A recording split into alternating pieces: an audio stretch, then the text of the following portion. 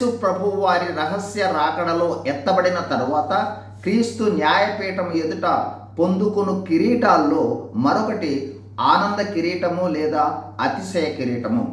ఈ కిరీటమునే ఆత్మల సంపాదనల కిరీటము అని కూడా అంటారు.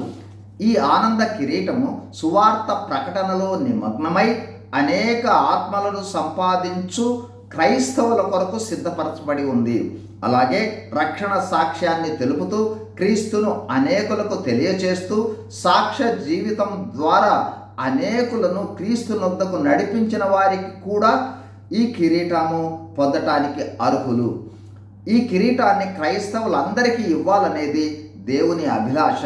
అందుకే యేసు ప్రభు వారు అన్నారు, మీరు సర్వలోకమునకు వెళ్ళి సర్వ సృష్టికి సువార్తను ప్రకటించుడి అని మార్కు సువార్త 16:15లో శిష్యులకు ఆజ్ఞాపించారు.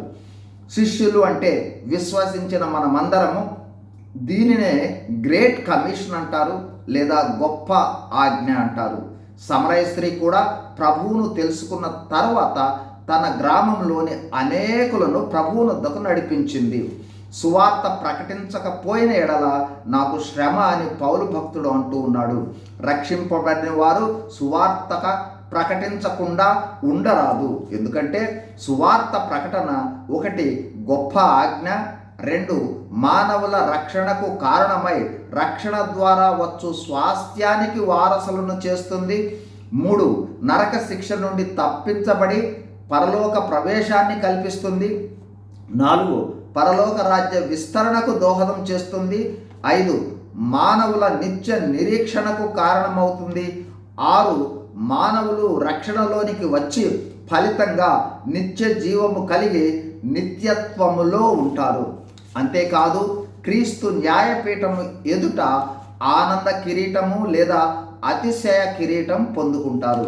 అంతకు మించి పౌలు భక్తుని వలె ఉచితంగా సువార్త ప్రకటించుటయే నా జీతము అనే అనుభవము మరీ మంచిది.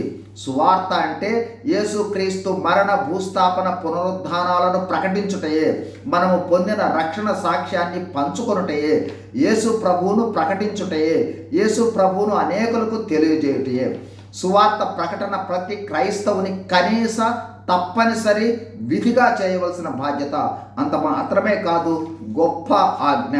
సువార్త ప్రకటన అనుభవం ఇంకా లేకపోతే నేడే యేసు ప్రభువును గురించిన సాక్ష్యం ద్వారా, పంచుకొనడం ద్వారా, కరపత్రికల ద్వారా, సువార్త ప్రకటన ద్వారా ఆత్మల సంపాదన కోసం ప్రయాసపడదాం.